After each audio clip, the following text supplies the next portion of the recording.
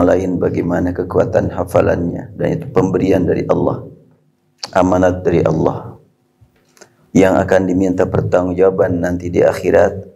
Bagaimana kita mempertanggungjawabkan kecerdasan, kekuatan hafalan atau keterlambatan, bagaimana sikap kita terhadap semuanya itu yang akan dipertanggungjawabkan di hadapan Allah. Ketika ada orang yang terlambat menghafal, tapi dia rajin mengulangnya, rajin mendekati para pembimbingnya, dan dia berjuang terus, itu yang akan mendapatkan nilai besar dari Allah Subhanahu wa Ta'ala. Yang boleh jadi hasil menghafalnya mungkin tidak sebanyak yang dicapai oleh saudaranya yang jarang menghafal, tapi ternyata walaupun jarang tapi kuat hafalannya, itu pemberian dari Allah dan nilai dari Allah nanti di akhirat. Berjuangnya dia saat terlambat, sejauh mana dia sabar, saat terlambat sejauh mana dia berjuang untuk mengulang-ulang. Kemudian sebaliknya, apabila ada orang yang diberi kemudahan menghafal tapi tidak mengulang, merasa dia sudah cukup, sudah hafal, tentu tidak akan dapat nilai dari Allah. Bahkan mungkin akan sebaliknya, sudah diberi kelebihan tapi tidak dimanfaatkan, berat tanggung jawabnya di hadapan Allah. Itu tentang ilmu. Demikian juga tentang kesehatan. Ada orang yang mungkin diberikan kesehatan begitu lama, sementara saudaranya kurang sehat. Yang kurang sehat, dia bersabar, dan dia menjadikan kekurang sehatan dia lebih dekat dengan Allah. Sebaliknya, orang yang diberi nikmat sehat, dia kurang memanfaatkan kesehatan. Siapa yang lebih beruntung? Tentu yang lebih beruntung adalah yang diberi nikmat sabar. Dalam keadaan kurang sehat, dia sabar dan ridho dengan ketetapan dari Allah. Doa yang diajarkan Rasul, as'aluka ridha ba'dal qadha. Aku mohon engkau berikan kepada aku nikmat ridha atas ketetapan engkau ya Allah. Apapun yang engkau tetapkan buatku, berilah aku nikmat ridha. Itu sebetulnya karunia yang paling besar. Ya, kita lanjutkan insyaallah kajian tadabbur surat Al-Fatihah. Pada pertemuan yang lalu baru ayat pertama, belum selesai. Alhamdulillahi Rabbil Alamin. Makna Rabb sudah disampaikan, tidak sama dengan makna ilah. Rabb mengingatkan kita pentingnya bersyukur akan karunia Allah. Sedangkan ilah mengingatkan kita pentingnya hanya beribadah padanya. Ketauhidan diungkapkan dengan ilah. Kenikmatan diungkapkan dengan Rabb. Maka kita berdoa memohon kepada Allah, ingin mendapatkan tambahan nikmat, selalu menggunakan Rabbana.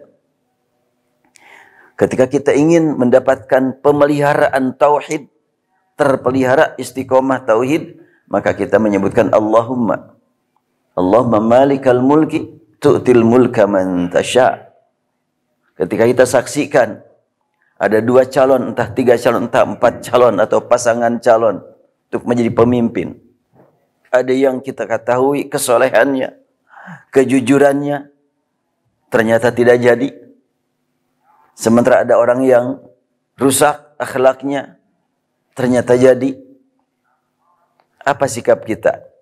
Tu'til mulka man tasha wa tanzi'ul mulka mimman tasha wa tu'izzu man tasha wa tudhillu man tasha biyadikal khair innaka ala kulli syai'in qadir.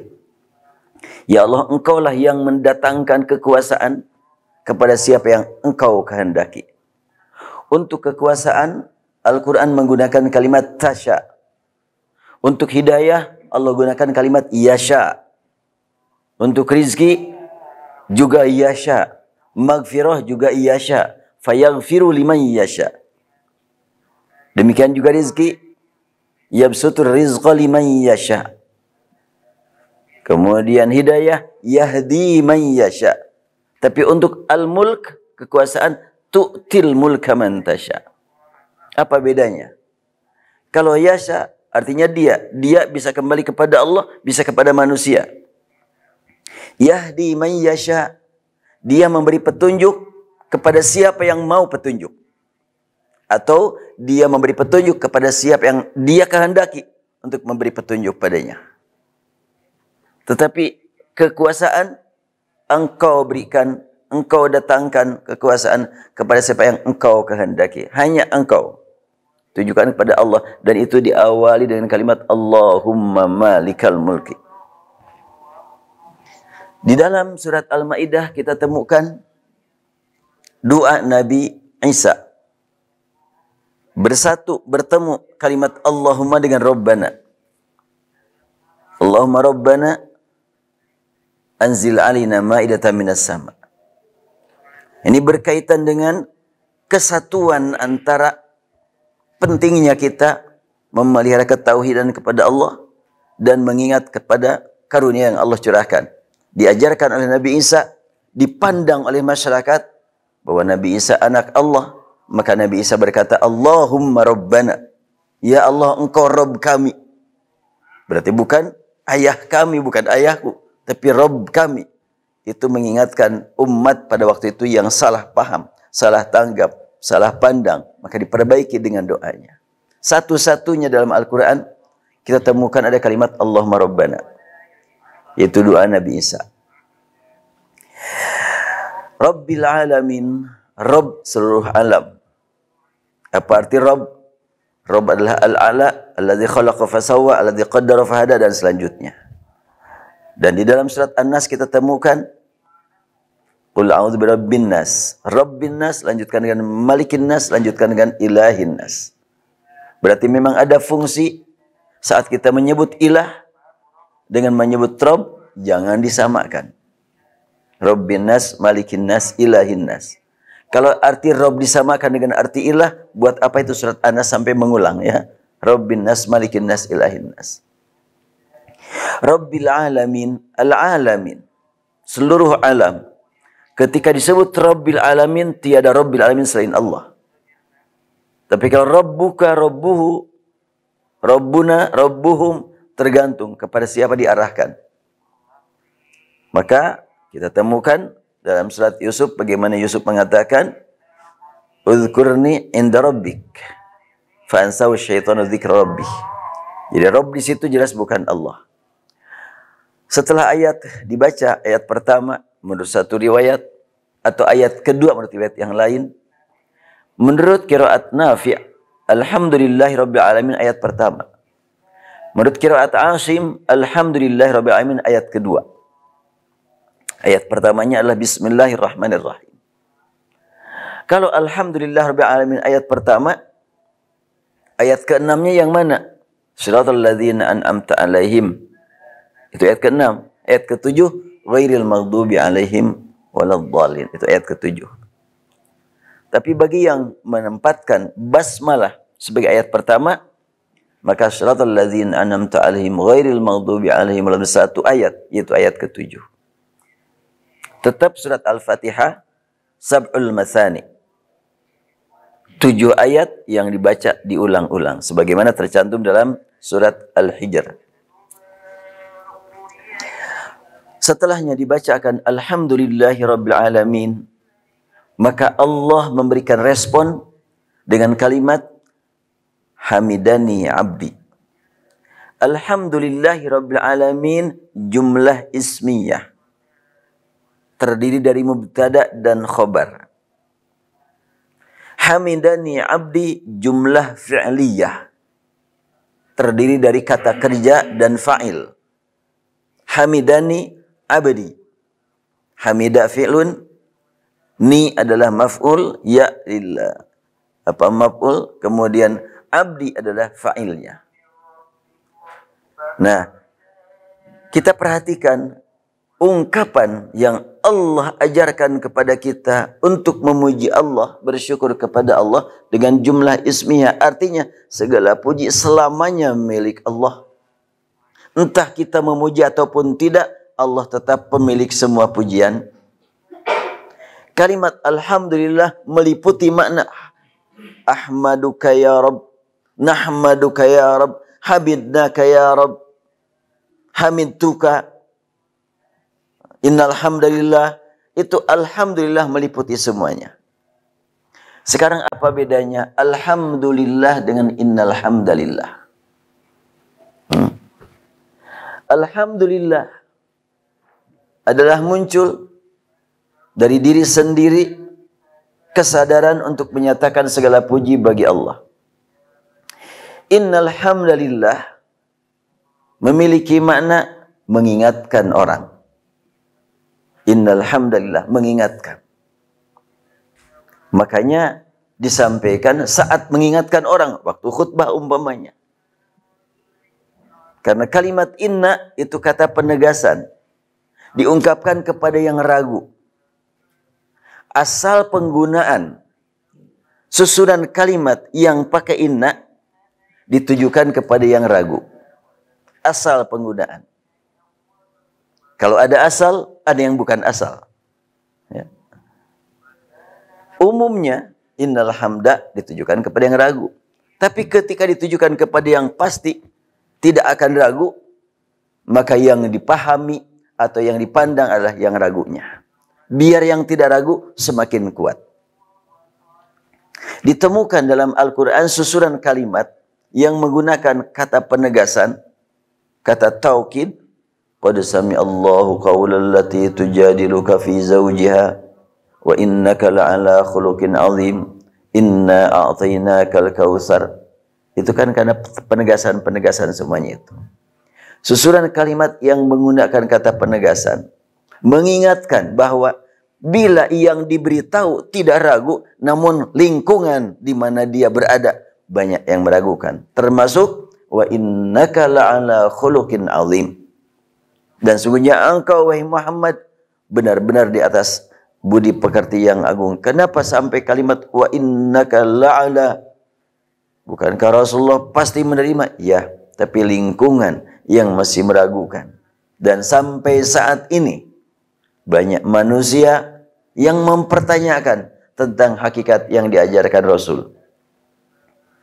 Banyak orang memandang baik karena susunan kalimat pembicaraannya bagus. Banyak orang memandang baik karena rapih. Banyak orang yang memandang baik karena simpati kepada orang miskin. Iya, semuanya itu baik. Tapi kebaikan-kebaikan tersebut tidak akan bernilai di hadapan Allah kalau tidak tunduk kepada atasan. Siapakah atasan? Innaka la'ala khuluqin azim. Engkau wahai Muhammad atasan akhlak yang baik. Jadi kalau begitu, ketika ada orang berkata, saya pulang dari luar negeri, rapi kota-kotanya, masyarakatnya disiplin, semangat bekerja, nggak apa-apa, buka aja. Semangat bekerjanya sangat kuat, rajin. Oh, lebih islami daripada umat Islam. Pernah mendengar kalimat itu? Ada masyarakat non-muslim lebih islami daripada umat Islam. Ini ngomong pakai bahasa apa ya gitu tuh ya? Hah? Islam itu akidah, ibadah dan akhlak. Ibadah, syariah dan akhlak. Kalau cuma akhlak belum disebut islami. Kalau tanpa akidah. Bahkan hakikat Islam itu diawali dengan akidah. Kalimat la ilaha illallah. Tanpa mengucapkan la ilaha illallah sebaik bagaimanapun tidak dikatakan islami. Tapi kan baik itu sesuai dengan ajaran Islam. Iya, bagian dari kebaikan diterangkan dalam Islam. Dan semua kebaikan kalau dilandaskan kepada keimanan, ketauhidan, baru dikatakan islami. Kemudian apabila ada negara yang begitu rapi, bagus tata kotanya, disiplin orangnya, apakah tidak dikatakan islami itu? Itu baik namanya. Baik itu milik semua orang. Ya. Fitrah manusia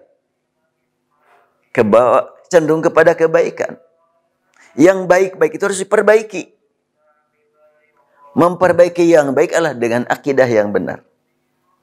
Sebab tidak akan punya arti di hadapan Allah bila ada orang yang dermawan, tutur katanya menakjubkan, senang sekali menolong orang, kemampuan dia nolong orang dengan fisiknya, dengan otaknya, dengan tutur katanya, dengan hartanya, itu semuanya milik Allah. Ya.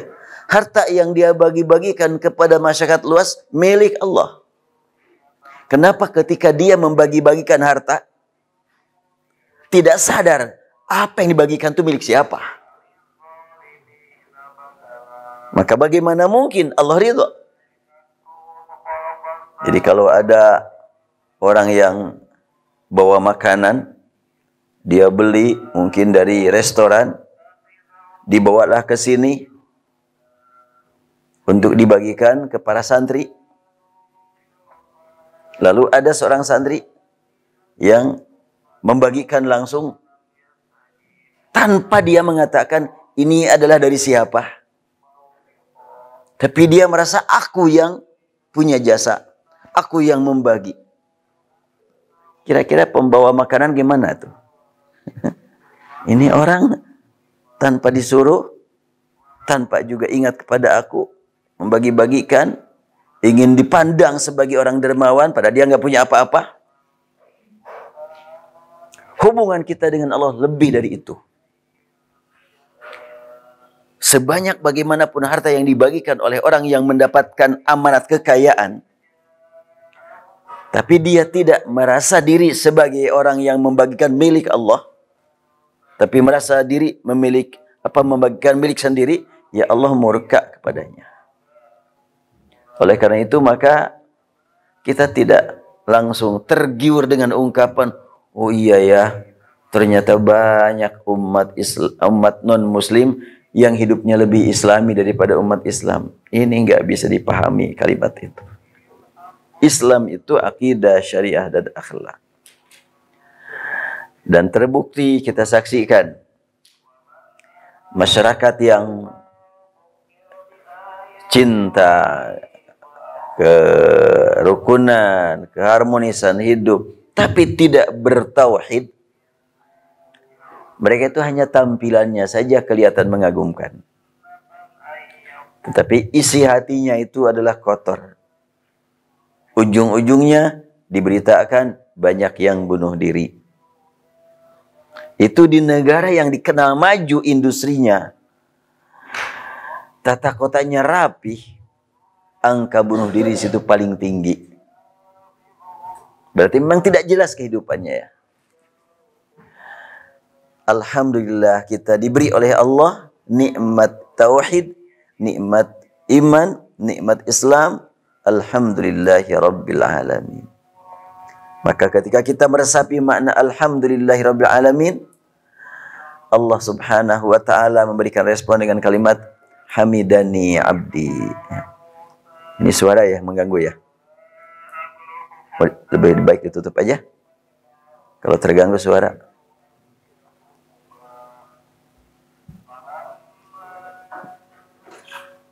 Oh iya. Hamidani abdi, telah memuji kepadaku hambaku, dengan kata kerja dan fa'il, fi'il dan fa'il, atau dengan jumlah fi'liyah.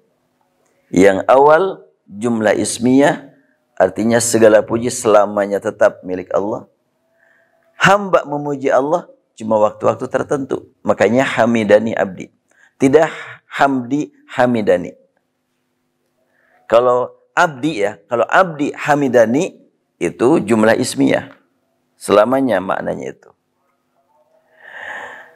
Lalu kita lanjutkan dengan kalimat Ar-Rahmanir Rahim.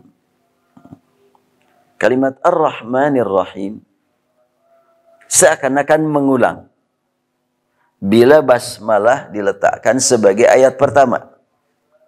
Bismillahirrahmanirrahim. Alhamdulillahi Rabbil Alamin. Ar-Rahmanir Rahim. Kok Ar-Rahmanir Rahim terulang? Kenapa sih terulang? Perlu dijadikan sebagai pegangan oleh antum semuanya bahwa Al-Quran kalau mengulang kata, mengulang ayat tidak berarti mengulang makna. Ya. Terjemahan mengulang, tapi maksud berbeda. Hal ini terapkan dalam ungkapan kita sehari-hari. Setiap kita membaca tasbih, tahmid, takbir, habis sholat sampai 33 kali, hendaklah dijiwai 33 makna. Jadi ketika kita membaca alhamdulillah yang pertama, beda resapannya penjiwaan kita terhadap alhamdulillah yang kedua, yang ketiga sampai 33. Demikian pula kalimat tasbihnya, kalimat takbirnya. Caranya bagaimana? Tasbih pertama, hubungan kita langsung dengan Allah Subhanahu wa taala, Maha Suci Allah. Tasbih kedua, hubungan kita dengan makhluk Allah yang mengantarkan kita menyatakan Maha Suci Allah. Maksudnya, ketika kita menemukan di tengah-tengah masyarakat ada yang mengagumkan kita, ada yang membuat kita kaget, bahkan ada yang membuat kita ingin menjauh, itu semuanya adalah menunjukkan Allah Maha Suci.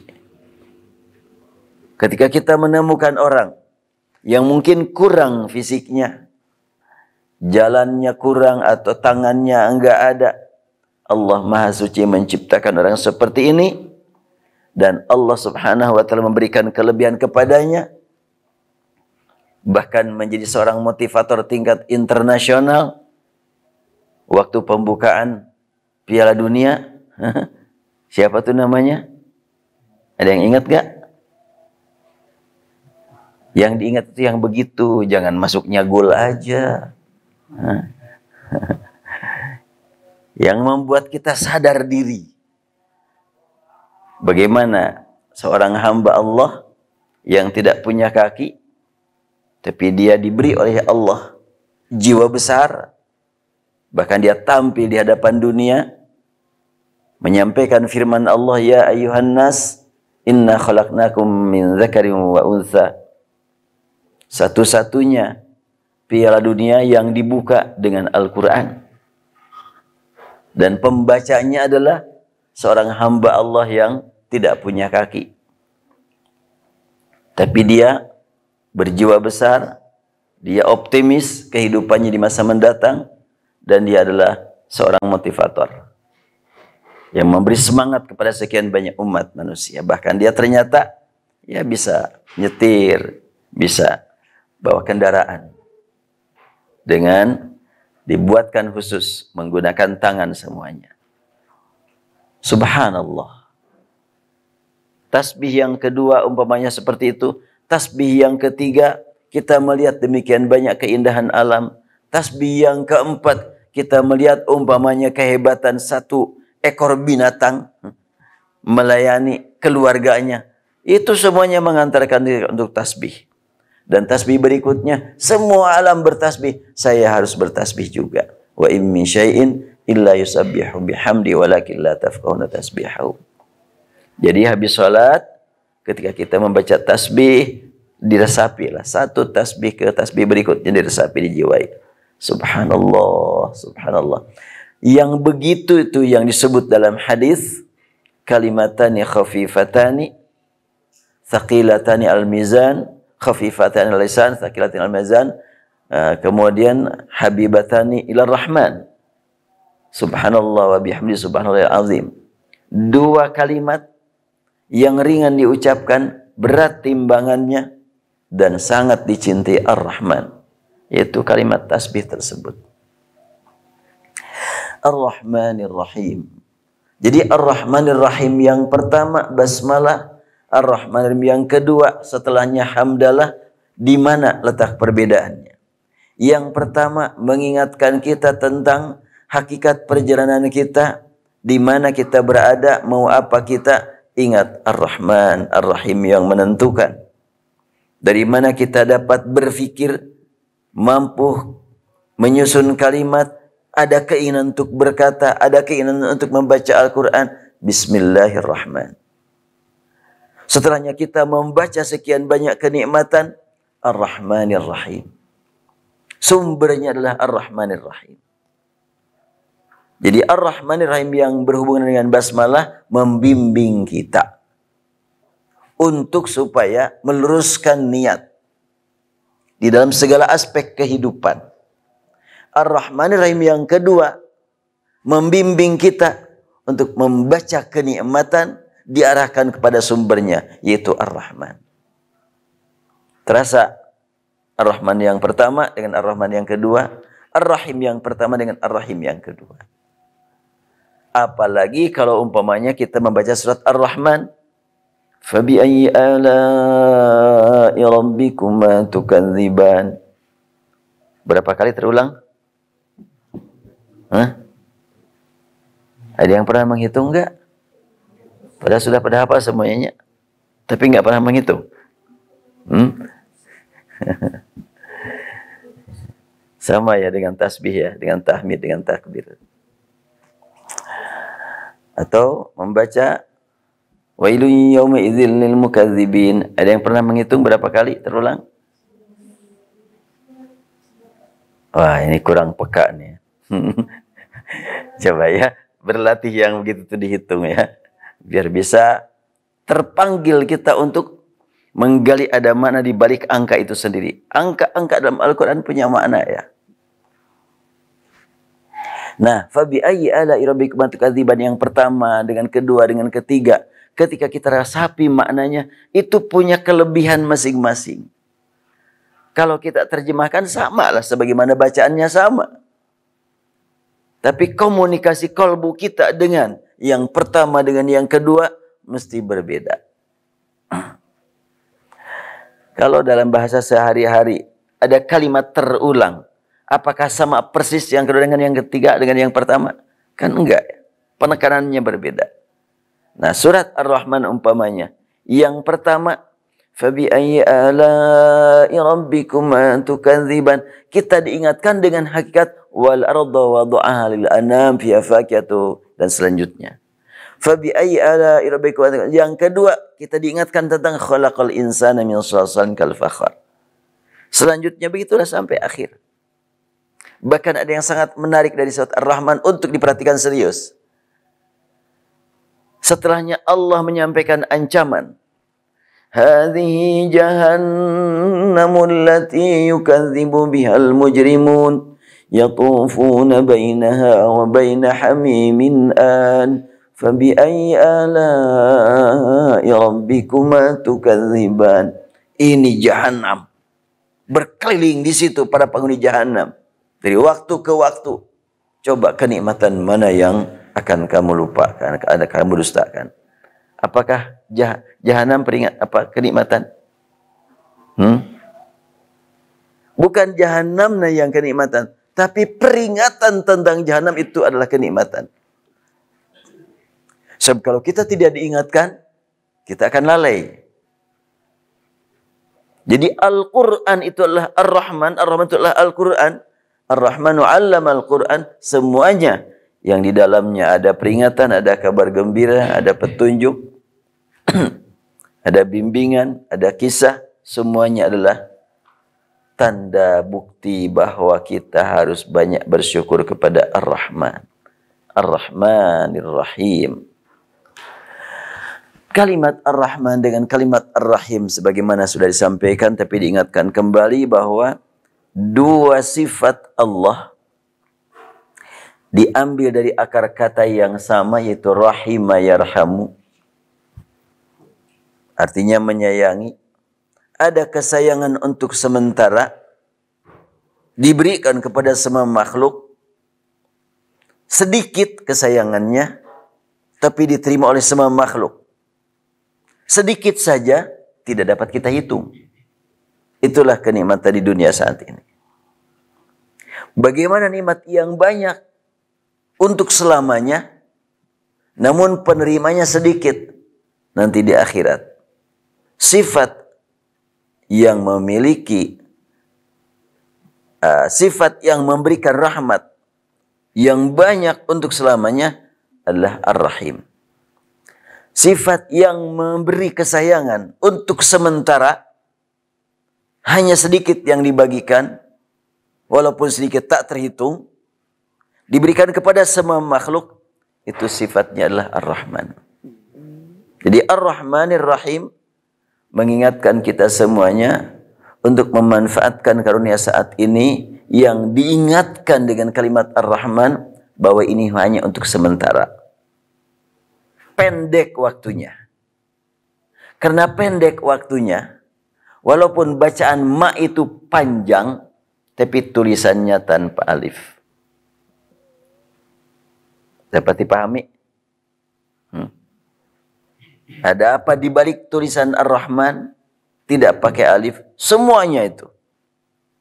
Dari mulai surat Al-Fatihah sampai akhir, bahkan di dalam hadis, tulisan Ar-Rahman tidak pakai alif.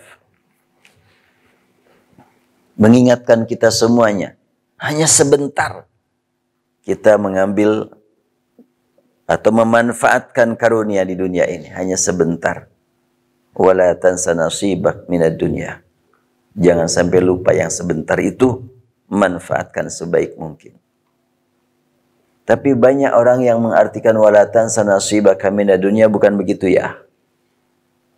Banyak orang yang memahami, oh tapi jangan lupa kamu cari nasibmu di dunia.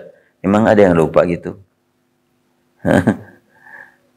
Ada yang lupa cari makan? Ada yang lupa cari kenikmatan dunia? Enggak.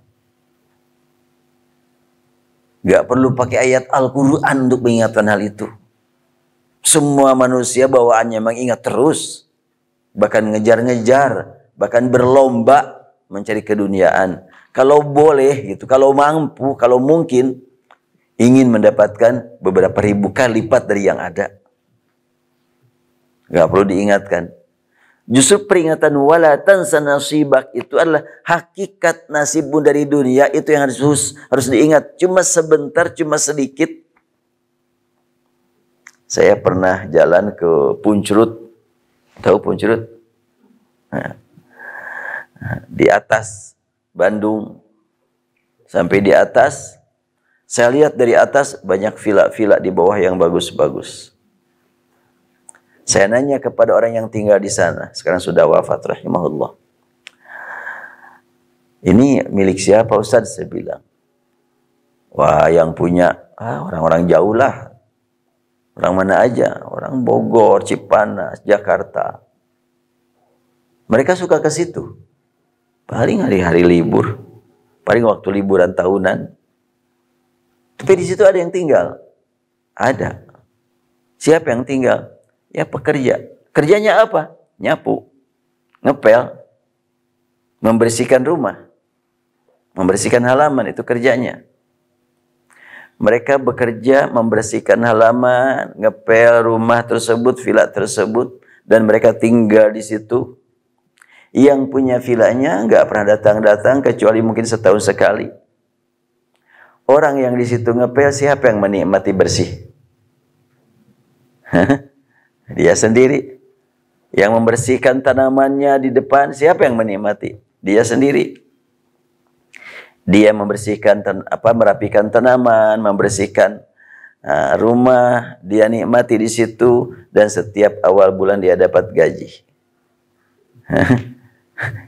Jadi dia bertugas membersihkan rumah orang, dia bertugas menempati rumah orang, karena dia menempati, dia membersihkan, dia dapat gaji. Siapa yang lebih senang? Secara realitanya itu, yang pekerja di situ atau yang ngasih gaji itu? Allah Maha Adil ya.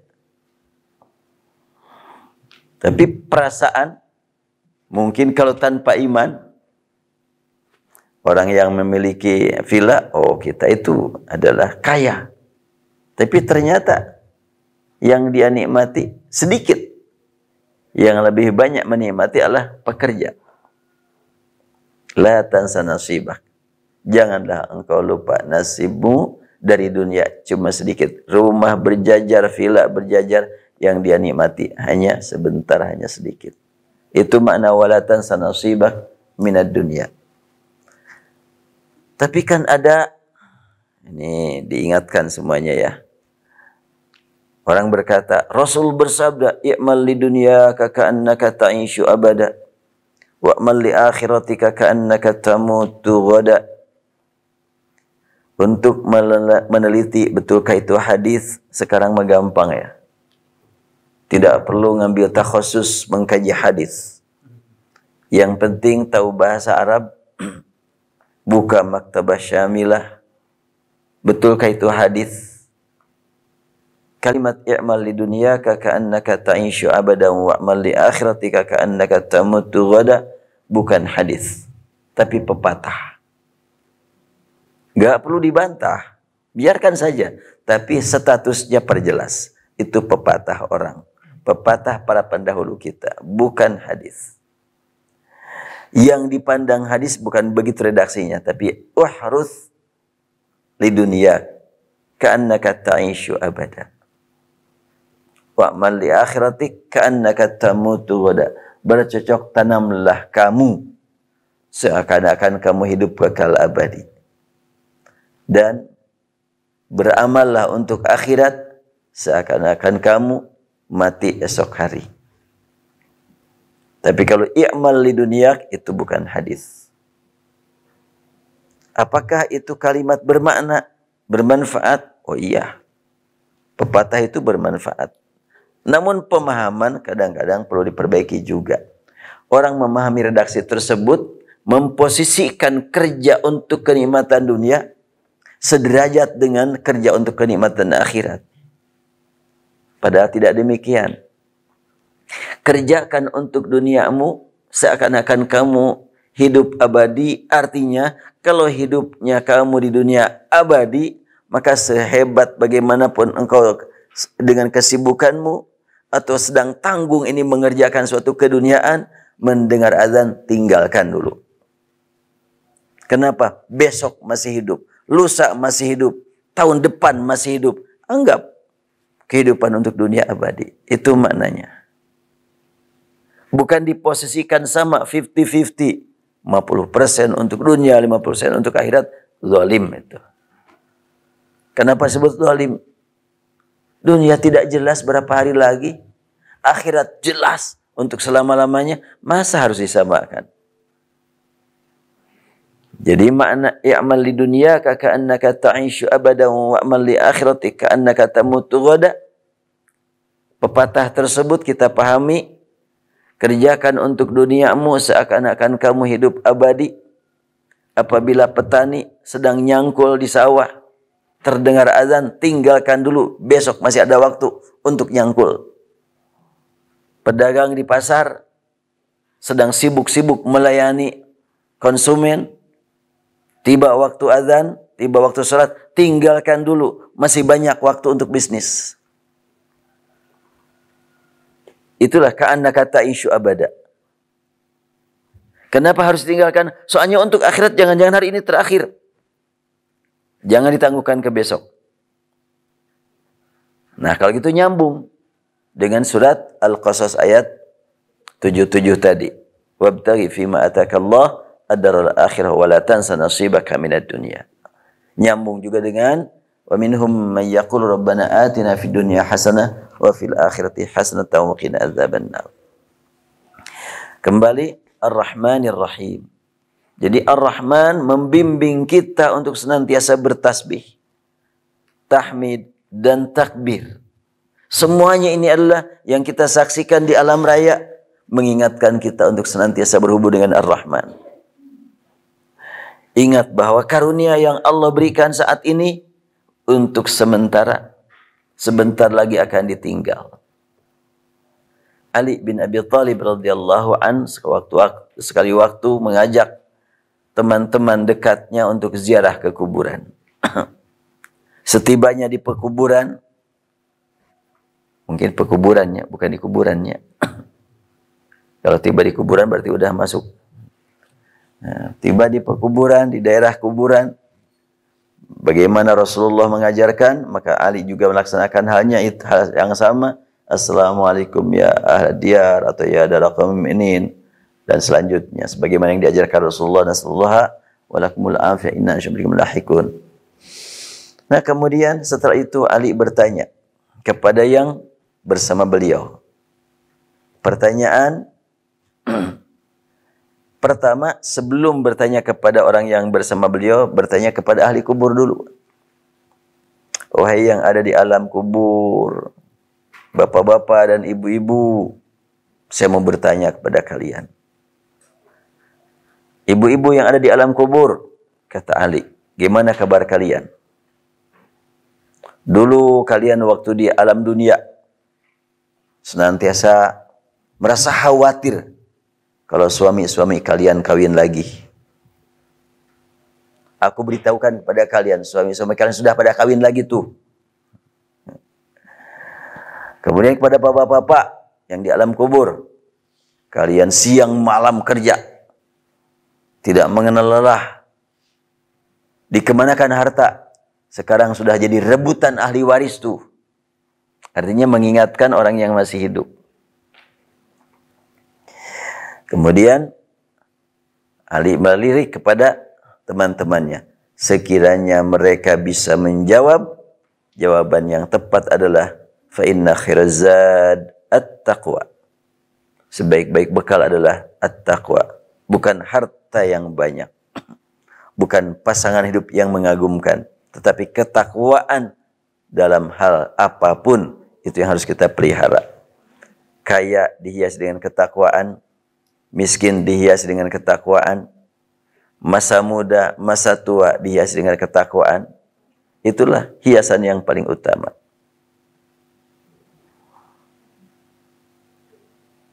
Dan itulah merupakan pembawa kebahagiaan yang sebenarnya. Ar-Rahmanir Rahim. Kalimat Ar-Rahim. Kesayangan yang Allah curahkan untuk hamba-hamba pilihannya. Kita berharap semoga mendapatkan rahmat dari Ar-Rahim. Rahmat untuk selamanya di akhirat. Ketika seorang hamba membaca Ar-Rahmanir Rahim, maka Allah memberikan balasan dengan kalimat Athna alayya abdi. Telah menyanjung kepadaku hambaku. Sama redaksinya. Dengan kata kerja dan fa'il. Fi'il dan fa'il artinya dengan jumlah fi'liyah. Jadi kalimat hamidani abdi jumlah fi'liyah. Athna alayya abdi juga jumlah fi'liyah. Semuanya paham ya maksud jumlah fi'liyah apa? Susunan kata, susunan kalimat dalam bahasa Arab bila terdiri dari isim dan isim, mubtada dan khobar, itu jumlah ismiyah namanya. Atau dengan mubtada dan jumlah, umpamanya kalimat alladzi khalaqa, ya, fasawwa. Alladzi kan isim, khalaqa fi'il dan fa'il. Itu juga termasuk jumlah ismiyah. Hanya di dalam jumlah ismiyah di sini ada jumlah fi'liyahnya. Allazi khalaqa. Sedangkan alhamdulillah ar-Rahmanir Rahim itu isim dan isim. Itu jumlah ismiyah yang memberi makna selamanya. Sedangkan kalau jumlah fi'liyah, fi'il dulu baru fa'il. Seperti sami Allahu liman hamidah. Ghafarallahu lana. Itu jumlah fi'liyah. Ar-Rahmanir Rahim jumlah ismiyah. Sebab Ar-Rahmanir Rahim adalah khobar. Mubtada'nya sudah berlalu. Jadi kata sifat melanjutkan kalimat Rabbil Alamin Ar-Rahman Ar-Rahim. Itu sifat dari Alhamdulillahi. Maka Ar-Rahmani Ar-Rahimi. Sesuai dengan Alhamdulillahi Rabbi Rahmani Rahimi. Itu sifat semuanya. Ada yang membaca yang lain. Ada qiraat syadzah. Qiraat yang tidak bisa dipakai dalam sholat.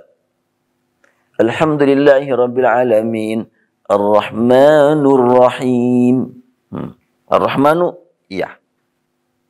Khobar dari mubtada yang mahdhuf. Yaitu huwa Ar-Rahmanur Rahim. Ada lagi Ar-Rahmana? Ada. Alhamdulillahi Rabbil Alamin Ar-Rahmanir Rahim. Kedudukannya sebagai apa? Sebagai maf'ul dari kalimat ya'ni.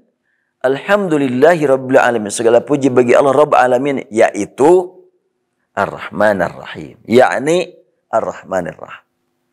Kalau Ar-Rahmanu huwa Ar-Rahmanir Rahim. Kalau Ar-Rahmani sifat dari Alhamdulillahi lanjutan. Rabbi Ar-Rahmani Ar-Rahimi. Tapi yang boleh dipakai hanya qiraat mutawatirah. Alhamdulillahi Rabbil Alamin Ar-Rahmanir Rahim Maliki Yaumiddin. Nah, ketika dibaca oleh kita Ar-Rahmanir Rahim, jawaban dari Allah, asna alayya abdi, telah menyanjung kepadaku hambaku. Ngantuk? Di bawah serius mengantuknya. Enggak, alhamdulillah enggak ada yang ngantuk. Akhwat, ada yang ngantuk enggak? Saya punya rekaman di sini, punya kamera di sini. Ya. Baik, kita baca dulu ya surat Al-Fatihah. Sama-sama. Saya bacakan, diikuti bersama. Bismillahirrahmanirrahim. Silakan. Bismillahirrahmanirrahim. Alhamdulillahi rabbil alamin. Alhamdulillahi rabbil alamin. Ar-Rahmanir Rahim. Ar-Rahmanir Rahim. Maliki yaumiddin. Maliki yaumiddin. Iyyaka na'budu wa iyyaka nasta'in. Iyyaka na'budu wa iyyaka nasta'in. Ihdinas siratal mustaqim. Ihdinas siratal mustaqim. Ya, huruf tha ya diperbaiki ya. Ada yang saya perhatikan waktu jadi imam, tha-nya masih jauh dari yang semestinya ya. Huruf tha, ujung lidah diletakkan di pangkal gigi atas dan sebelum ujung tempelkan ke gusi. Po. Jadi jangan to ya. Jangan tak dikasih o.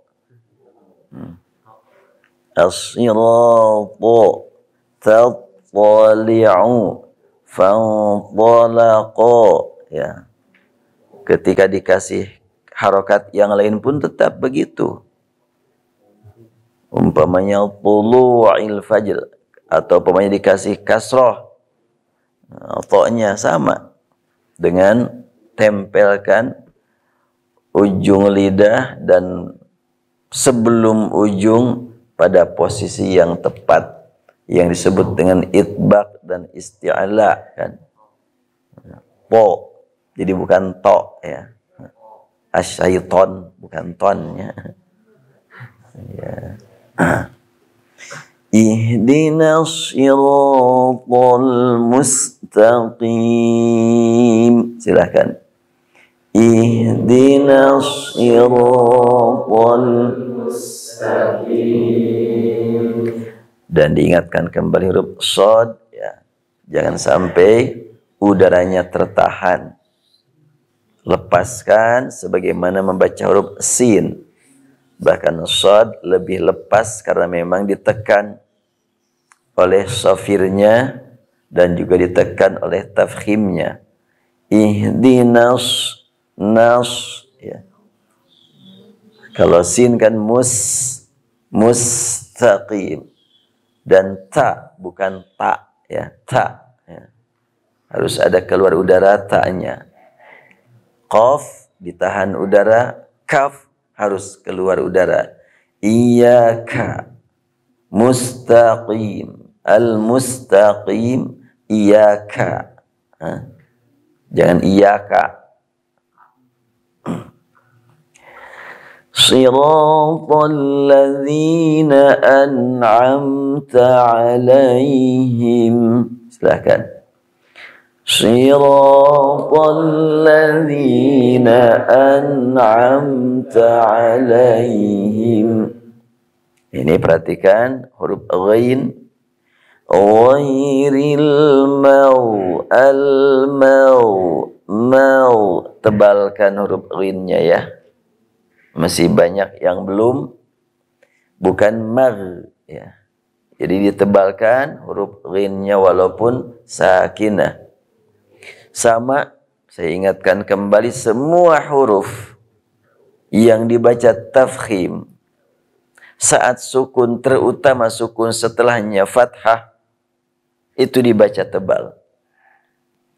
Al-mau, al-mau. Huruf shad umpamanya sayas, yas, yas. Jadi bukan yas, ya, tapi ditebalkan. Sayas la naro. Demikian huruf kha. Wa ma yakhda'un. Ta at'amah. Waladdallin. Kita lanjutkan. Shiratal ladzina an'amta alaihim. Silahkan.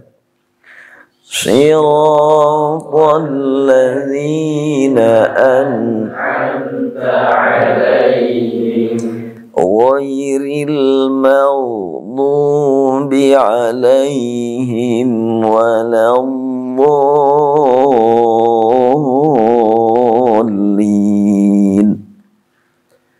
Ghairil maghdubi alaihim waladdallin.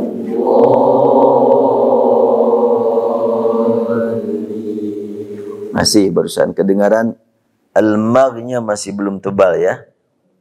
Upayakan tebal. Al-mau, mau bukan mag ya. Al-mau, yas, yakh, lam, au. Wa man awlamu, bukan wa man awlamu. Ya, albu bukan albu ya. Yas bukan yas. Ya. Ar-Rahmanir Rahim. Allah Subhanahu wa taala telah menekankan pentingnya kita memohon dan menghadap kepada Allah dengan menyebut Ar-Rahman. Qul Allaha awid Ar-Rahman. Ayyamma tad'u falahul asmaul husna. Ketika dibaca Ar-Rahmanir Rahim, Allah menjawab asna alayya abdi. Dengarkan oleh kalbu kita jawaban dari Allah. Ya. Setiap kali kita membaca surat Al-Fatihah, dengarkan jawaban dari Allah. Tapi bukan dengan telinga kita dengarkannya, dengan kalbu. Alhamdulillahi Rabbil Alamin. Allah menjawab hamidani abdi. Alhamdulillah. Jadi saya tidak sendirian. Langsung merasakan ada suara dari Allah. Ar-Rahmanir Rahim. Kita mendengar jawaban dari Allah. Asna alayya abdi. Nikmat. Komunikasi langsung dengan Allah. Kalau kita komunikasi dengan orang yang kita cintai, kita kagumi, kita hormati, kan nikmat. Bagaimana sekarang kita nikmati komunikasi dengan pencipta semua orang yang kita banggakan? Pencipta semua orang yang kita muliakan, yang kita kagumi. Langsung kita dengan pusatnya. Makanya nikmat membaca surat Al-Fatihah itu. Oleh karena itu Khubayb bin Adi ketika dia salat dilihat oleh Bani Haris sedang menikmati komunikasi dengan Allah. Kesal juga Bani Haris. Sampai berkomentar, ini ketahuan nih Khubayb takut mati makanya dia salat. Dipandangnya takut mati. Mendengar omongan bahwa Khubayb takut mati, maka Khubayb langsung merespon dengan segera menyelesaikan sholatnya dan dia berdiri nunjuk kepada orang-orang kafir, laula an tahsabu an-nabi jaza'an minal maut lazdadtu sholatan. Sekiranya kalian tidak mengira aku takut mati, maunya aku sholat terus. Kalian menganggap aku takut mati, enggak ada artinya takut mati. Aku akan mati, kalian juga akan mati. Dengan kalimat itu, orang kafir kaget itu. Bahkan Khubayb bin Adi di tengah-tengah masyarakat musyrikin yang memusuhi dia, dan dia seorang diri, dia sempat menggubah syairnya. Apa syair yang dia bacakan? Dia mengatakan, walastu ubali hina uqtalu musliman ala ayyi janbin kana fillahi masra'i wa dhalika fi dhatil ilahi wa in yasha yubarik ala awsari shilwin mumazza'i. Ini sangat populer syair ini ya.